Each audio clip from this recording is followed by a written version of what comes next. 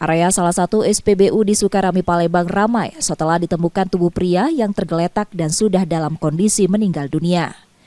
Jasad pria belakangan diketahui bernama Putu Yuwana Wintang, 57 tahun, ditemukan salah satu petugas SPBU tepat di samping musola. Putu dikenal warga sekitar tak memiliki tempat tinggal. Polisi yang datang ke lokasi lalu membawa jasad Putu ke Rumah Sakit Bayangkara Palembang untuk pemeriksaan.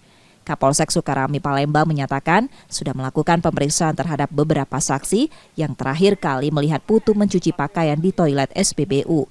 Dugaan sementara Putu meninggal dunia karena sakit akibat ditemukan sejumlah obat-obatan di dalam tasnya dan tidak ditemukan tanda kekerasan di tubuh Putu. Untuk saat ini masih sementara berdasarkan dari keterangan keluarga dan dari obat-obatan yang kita dapat, kemungkinan dikarenakan sakit. Karena di tanda-tanda kekerasan atau apapun di tubuh korban almarhum tidak kita temukan. Untuk barang-barang masih lengkap, HP, kemudian dompet, semuanya masih lengkap, ada semua. Jenazah Putu kemudian diserahkan ke keluarga untuk dimakamkan. Reski Oktora, Muklas Diferensial, Kompas TV, Palembang, Sumatera Selatan.